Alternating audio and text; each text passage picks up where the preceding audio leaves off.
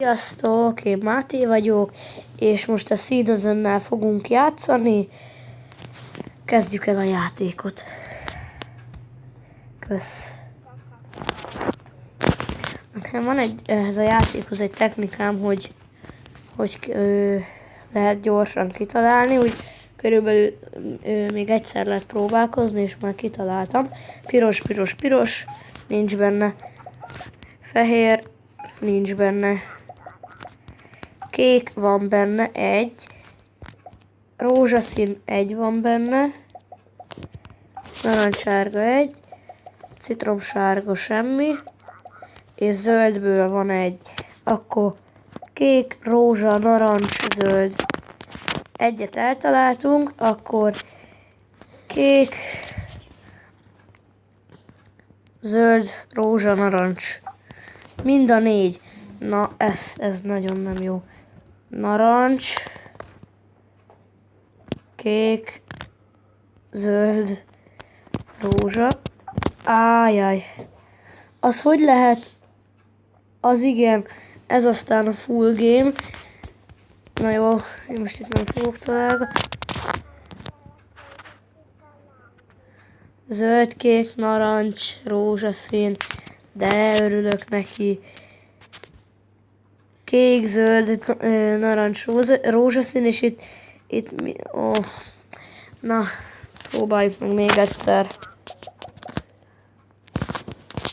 Piros van benne, fehér nincs, kék sincs, rózsaszín sincs, narancssárga sincs, lilából egy, és akkor zöldből lesz benne kettő. Akkor fehér, vagy piros, zöld, lila, zöld. Jó, akkor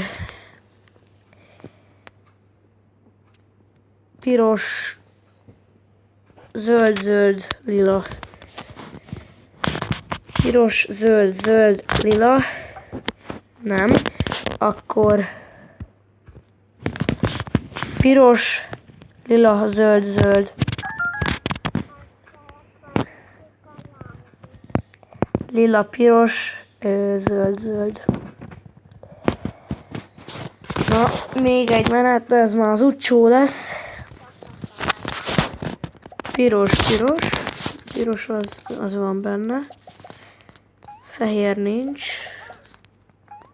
Kék sincs benne. Rózsaszín sincs. Narancssárga sincs. Akkor ezek közül a három közül lehet. Lilából van kettő, és sárgából egy se. És zöldből van egy. Akkor piros, lila, zöld, lila. Oké.